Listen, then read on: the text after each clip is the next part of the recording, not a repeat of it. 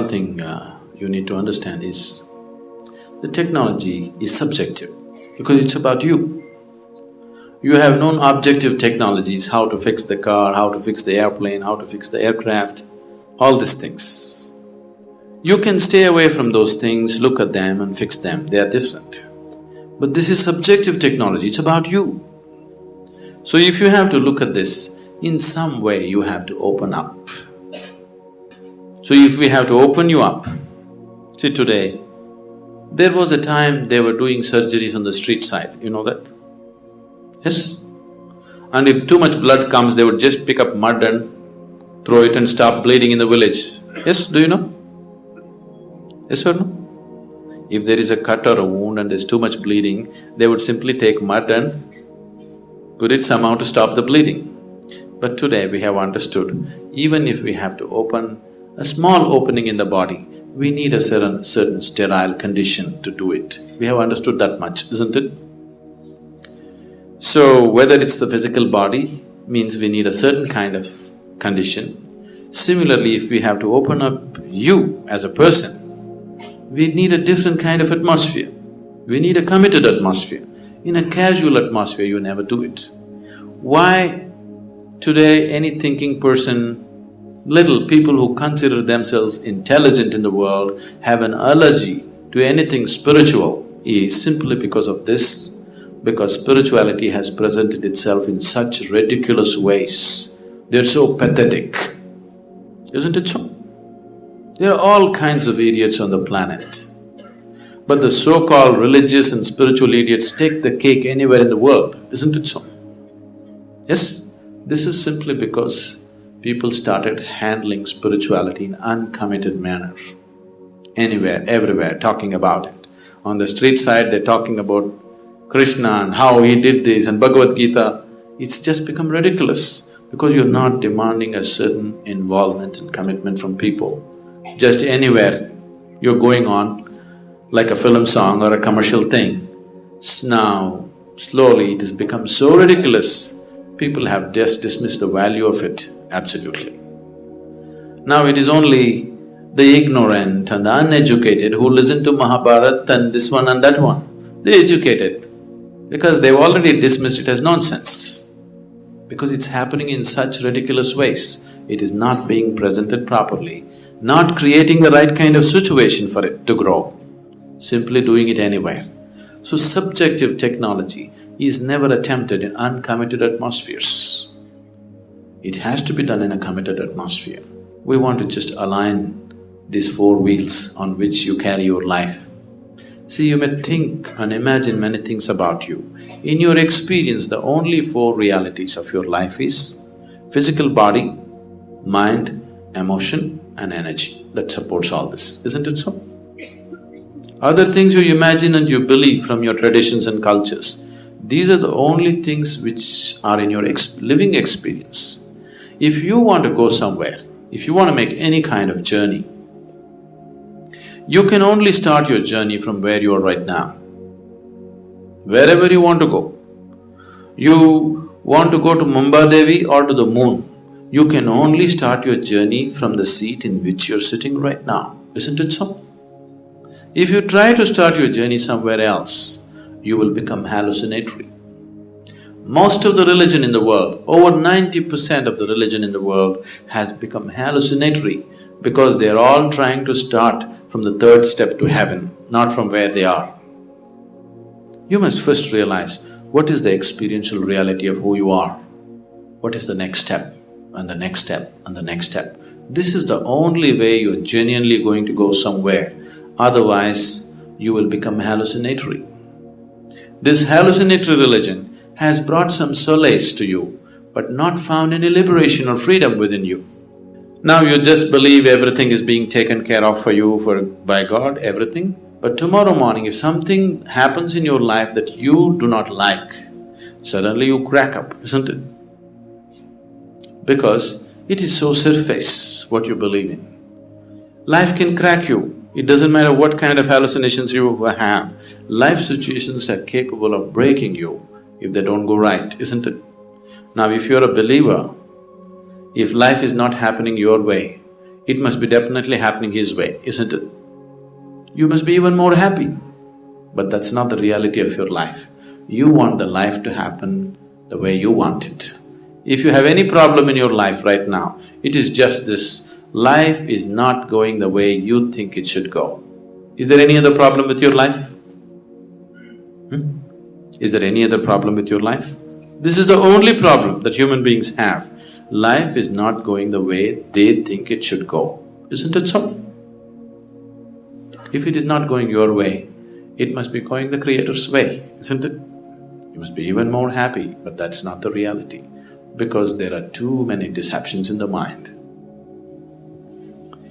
Now, I am not talking with any disregard to your friend, but I want you to understand, people need to die. When and how is the only question, isn't it? So if death comes to us, yes, we will do everything possible to save ourselves. But if it goes beyond that, let us learn to die gracefully. Let's not fight with it like endlessly, It's a horrible way to die. The way people are dying in Western countries is really a horrible way to die. Even though they're 85, 90, staying in a hospital with full of pipes and needles all over them, this is not… It's okay if you die 2 years early, what's the problem? You die peacefully and gracefully, that's more important, isn't it? See, death is the last thing that you do in your life, shouldn't you do it gracefully? We must learn to accept death as a part of our life. We are not wishing death, but when it comes, let us learn to go through it gracefully, If there is a possibility of saving ourselves, living beyond that, that is fine. But what I see in all the geriatrics homes in United States, many people are living beyond their death just because of medical support. And it's such a torture to themselves and to everybody. You should see the way in some of the homes they're being treated. Not because of anything, the people who work there after some time they get irritated because these dead bodies walking around. They don't understand anything, they've forgotten everything, they're like lost all their senses because they've lived beyond their time. If there was no too much medical input, they would have gracefully died at a certain point, isn't it? There is no sense in stretching it one more month, it doesn't make any sense. But life is not understood that way, we are thinking of always stretching it. So if somebody's body is broken beyond redemption, let's learn to die gracefully. Let us make the person understand, it's okay, it's all right, We're all in the queue, aren't we? So you're ahead of me, isn't that great? In any queue you want to be ahead of everybody, isn't it? So I'm not trying to make fun of somebody's illness, but we should understand where one thing stops and the other thing begins, isn't it?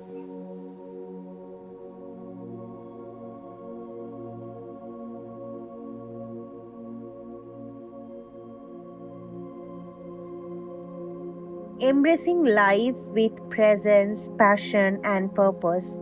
Engaging wholeheartedly in the richness and complexities of the human experience, cultivating mindfulness, gratitude, and appreciation for each moment.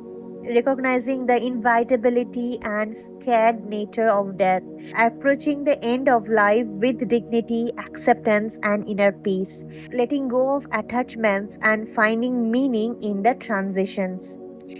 Exploring the deeper dimension of existence beyond the material life, connecting with the sense of the secret and divine or the transcendence, developing practices and perspective that nurture your soul. Turning inwards for self reflection, introspection, and self discovery. Accessing the wellspring of wisdom, intuition, and creative potential within. Transcending the limitations of the ego and expanding one's awareness. At the heart of this phrase is the invitation to the live life to the fullest, while also preparing for and embracing the natural circle of birth and death and rebirth. It suggests that the true fulfillment and spiritual growth comes through a willingness to go beyond the surface of existence and take courageous step into the depth of your own being.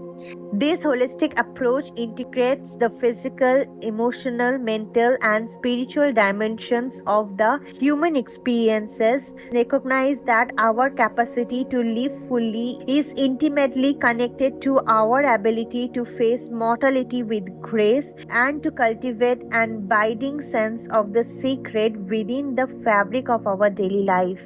So, as we come to the end of this video, take a moment to let your mind settle in. Life is a journey, and we all know that at some point it will naturally come to an end. Rather than resisting the inevitable, we can approach it with grace, calm, and understanding.